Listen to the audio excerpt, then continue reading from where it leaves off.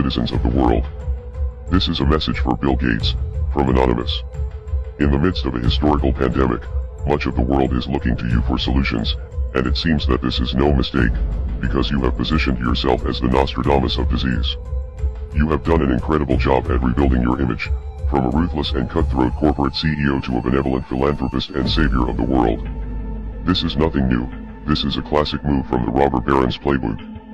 At one time, the notorious industrialist John D. Rockefeller was one of the most hated people in the country, due to his poor treatment of workers, his monopolization of key industries, and his influence in politics.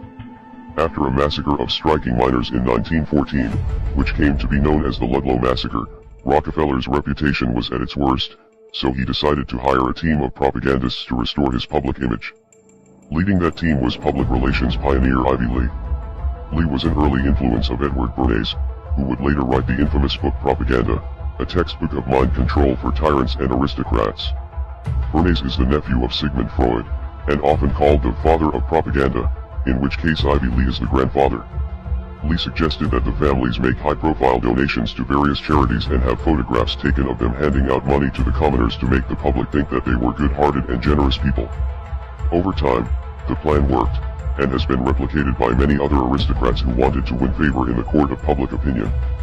At the time of his death, Lee was being investigated by Congress for his work with the Nazis through the company IG Farben and a proxy firm called the German Die Trust. He was also a founding member of the Council on Foreign Relations. Now that the new and improved Bill Gates has dominated the headlines for years, many people have forgotten about the accusations of stealing ideas from others in your industry and then relentlessly using intellectual property laws against anyone who threatened your dominance. Your reputation was at its worst when Microsoft was caught up in an antitrust legal battle with the United States government, because you spent years developing a tech monopoly through your company. In 2001, Microsoft was forced to settle with the government and give up its monopoly of the industry, and the next year, you began shifting your time, and more importantly, your money, into the pharmaceutical industry. This time around, you have come to dominate an industry as an outsider, through stock investments and charitable organizations that are not bound to the same regulations as a publicly traded company. There is no doubt that advancing medicine is a noble cause, and it is true that investments in public health are important, but not everyone involved in the pharmaceutical industry actually has the best interests of the public in mind. As with any industry, it all comes down to the almighty dollar. There are some people in the industry who have good intentions, but judging by your track record at Microsoft, you are not someone who can be trusted. And let's not forget that just months ago, you were in the news because your relationship with the disgraced human trafficker Jeffrey Epstein was being exposed.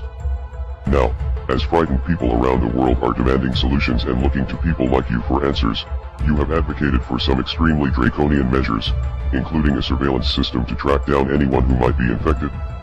Of course, all of this sounds like a necessary step in a global pandemic, and this virus is a very real threat, but in China and other places where these measures have been implemented, human rights violations followed quickly after.